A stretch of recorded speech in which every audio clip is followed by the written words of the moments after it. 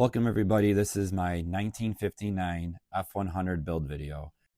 I rescued the truck from a local U-Picket yard, and the biggest idea was trying to figure out what I could put into it that was cool, different, and something that stood out. So a 6-liter Powerstroke came to my mind. I grabbed the front subframe from a Crown Vic because there's a guy on YouTube that actually swapped a 6-liter into a Crown Vic, and he's still running Police Interceptor springs on the struts, and the car drove really good. So first thing I got to it was I pulled the front end off, pulled the Y block out. The engine was locked up, so it really wasn't worth much, but I got down to stripping the front end. I found an engine locally, so I got the Crown Vic front end put in, and honestly, for anyone that hasn't done a Crown Vic swap front end, it's super easy. I think I had it done in a day and a half, taking my time.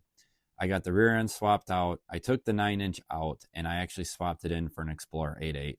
I know overall the 9-inch is stronger, but for parts availability on that rear end, it just made more sense to get the 8.8. Next on task was to actually get the 6-liter with the 2-wheel drive transmission seated in. So I made some custom engine mounts, and it actually fit in there pretty good. I just had to make like a 3-inch recess on the back of the engine just to give me some room to the up pipes. But I mean, the oil pan had great clearance at the time, as you can see right here. But I mean, the truck just right there on factory Crown Vic Police Interceptor springs, it actually sat really nice. I had a buddy of mine who actually gave me a full regular cab 6-liter harness. I mean, the chassis, the cab, the dash, and the engine bay, which was awesome. So I got into cutting the floor pans out because they were all rotten, and I rebuilt those. I even picked up a new Bronco Sport dash to swap in because I wanted something different on this truck.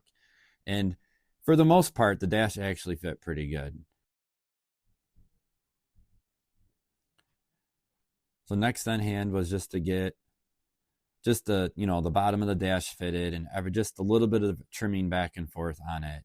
I love the way the 6-liters sound with a 5-inch exhaust system. So I found a system on Marketplace. I cut it all up to make it fit under the truck. It ran a resonator, but I mean, just cleaned it up, painted it, and it actually fit so good underneath the truck. Everyone that I told when I had a 5-inch exhaust under the truck, they're like, no way. And I mean, it was a little tight, but it fit. But, had to make a board to keep the build on task. But I wanted to do something different for the exhaust, so I did an oval tip out the back. And then I found a set of race stars to put on the truck. Even the factory sway bar mount for the Explorer rear end just literally lined right up to the frame rails. It was awesome. Next was to get the fuel cell made. So I wanted something that would still sit underneath the truck, but still not protrude with daily working. So with the 6.0 harness, I made the factory fuel sender work. And then from there, the tank actually sat from like right under my knee all the way to the back. Right there was a video of showing my son how to TIG weld. Made some traction bars for the truck. This will keep wheel hop at a minimum.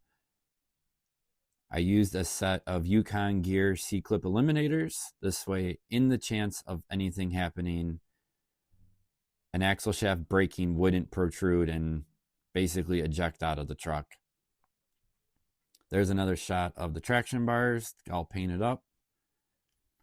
Then what I wanted to do is I wanted to create an old school logo, but kind of a tie to what I'm doing. The truck was named Old Smoky, so next was to do a refresh on the engine, but come to find out, a valve must have contacted the piston. So real quick, I had to scramble and find a new engine. Luckily, I found one with low miles, but I did the typical refresh. It had new lifters, a new oil cooler. I had the heads machined and then assembly back together. I wrapped the up pipes in some header wrap just to keep the heat kind of nice and, contained. I got the floor pans all figured out and dialed, seam sealed, and had some paint put on. I even made a keychain for the truck.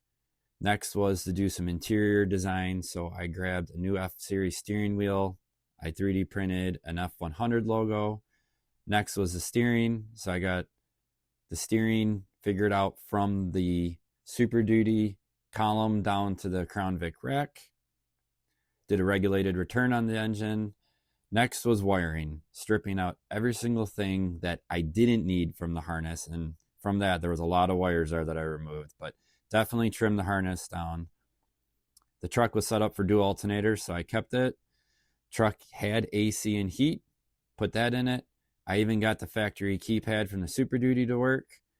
Just little things I was trying to make the truck have some cool factory functions that the Super Duty had, but then tying it back into the truck.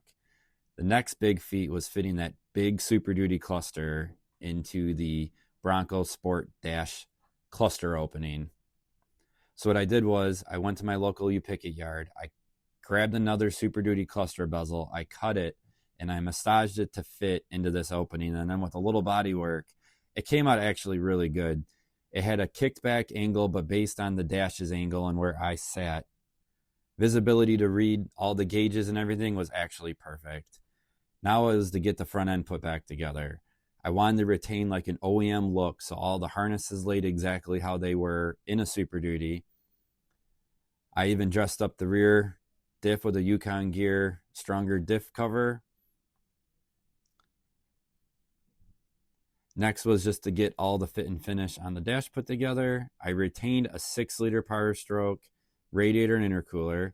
Here on the steering wheel, I had an issue. From a newer F-Series steering wheel to the Super Duty, there was an odd gap.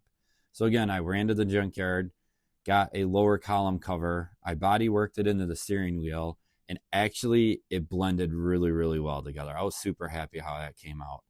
I even had made a gauge pod to fit into a factory little mounting spot that the dash had, and those even came out super slick. Then it was just sound deadening the interior, so this way it kept the NVH down. And then here's a shot of the gauges. I even found an aftermarket radio that looked similar to the Ford factory radio, and it actually looked pretty slick. And then here's a shot of the vintage air system that I put into it. I even made a little sub enclosure with a little board. So this way everything was modular. So that just slid in the truck. I bolted it down. I had the whole dash set up. That just went in. Again, here's a shot of that keychain I did. I wanted to hide the battery somewhere, and talking, I think, between my dad and a buddy of mine, we came up with hiding the batteries in the pop coolers. I just wanted to keep everything low key. So I had air shocks on the truck. Again, I hid it. I even had a 12-volt outlet. There's the battery cables I ordered for the truck. But I 3D printed the battery hold downs right there. They came out so cool. They were hidden. Everyone just thought those were usable coolers. I even got a set of rock lights the guys use in the wheel wells, and I 3D printed brackets, and I put those in as bed lights. So this way the upfitter switches from the Super Duty still retained function. So the upfitter switches controlled the bed lights, the compressor for the air shocks. That was about it that I used. There were some cool door panels that I bought. I painted the frame with PR15. I even did a hidden kill switch for the truck. Next was getting the core support dialed in for the transcooler and the intercooler. I even enlarged the factory opening gill slit for air inlet, because that's where the inlet for the turbo was, and it came out super, super slick. I found these cool headlights that kind of give a modern look, but an old school vibe to it. I used 6-liter Powerstroke charge pipes. I cut them up a little bit, but they fit really, really well. Then I found a late 60s F100 bumper, but it was way too wide. So I just sliced the bumper, tucked it, ground down the welds, and I even let that area rust to kind of match the rest of the patina of the truck. But for a bumper that wasn't meant for the truck, it turned out pretty good. It's alive!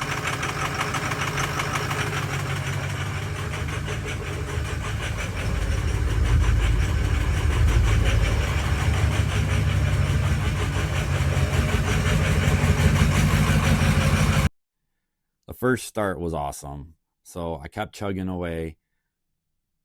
Got the little trim ring made for the exhaust. I even aged all the new chrome by dunking it in muriatic acid, but hovering it above the acid or in an enclosed part, and it was awesome. They came out aged.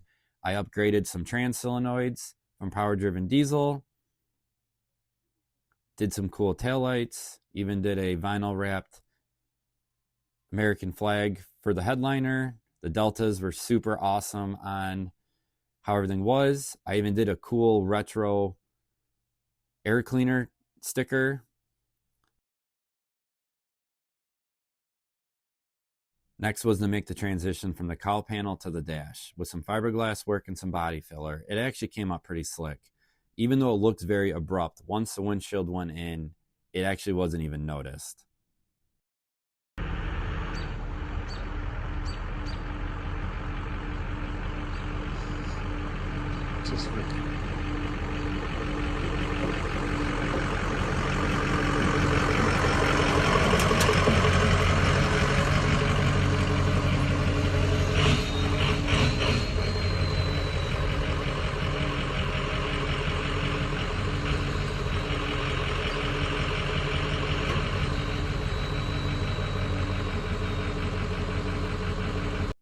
First little ride around the neighborhood was successful, so I took the truck down to my dad's Ford dealer, and they actually had a windshield put in.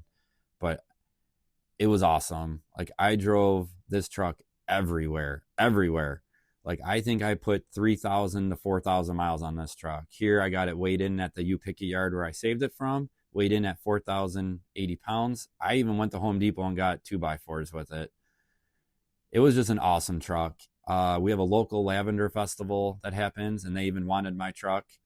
The truck was actually bottoming the pan out, so I had to slice the pan, cut it up 2 inches, and move the sump up, and everything was fine. I think I only lost like a quart of oil from it, but actually 2 quarts of oil, but everything was even perfectly fine on the oil temp deltas.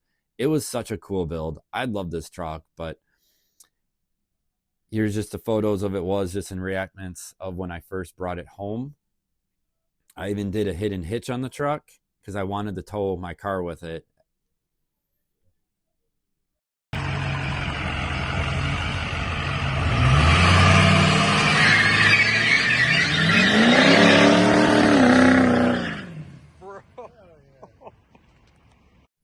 The truck made some good power, but well, you know what? I decided to do a compound because why not? More power is always better. So I used a S480 charger that was going to go over the stock charger. Now, it was a little more easier in this truck compared to like a Super Duty because I really didn't have a lot of the room constraints like a Super Duty had. So I just built a nice bracket off the alternator mount. I cut up the downpipe, moved it up front, and then made it go back. This is a shot that I did of the oil drain. So I took the first glow plug out, and then I had a drain made that the oil just drained back through there. And even on it when it was colder, it truck fired right up. But again, just had some scrap pipes laying around, made everything work. I had to order a couple ones on Amazon, but everything came out super, super slick.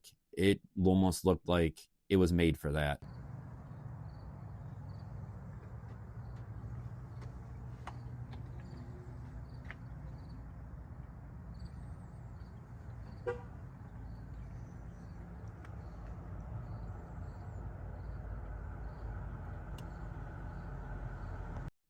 I had this abandoned building by my house that I just love doing all my photo op shots of the truck, and it always just comes out so slick.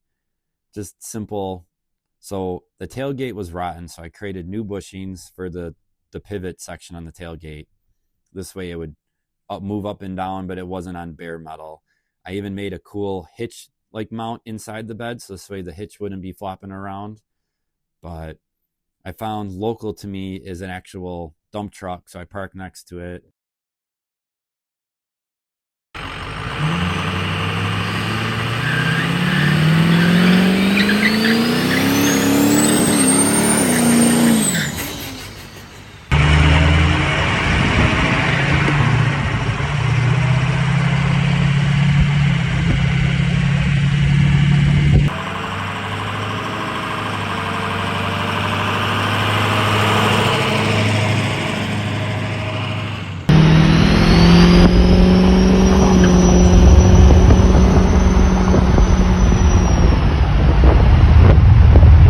So I had this epiphany to sell the truck.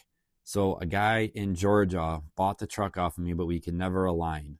So a buddy of mine's like, you know what, the truck will make it. So I literally drove it from Detroit, Michigan, all the way down to Marietta, Georgia with a buddy of mine. We stopped at Buc-ee's. The truck was just super great. I really miss it. If you can, make sure to like, share, and to subscribe, and I'll see you on the next one.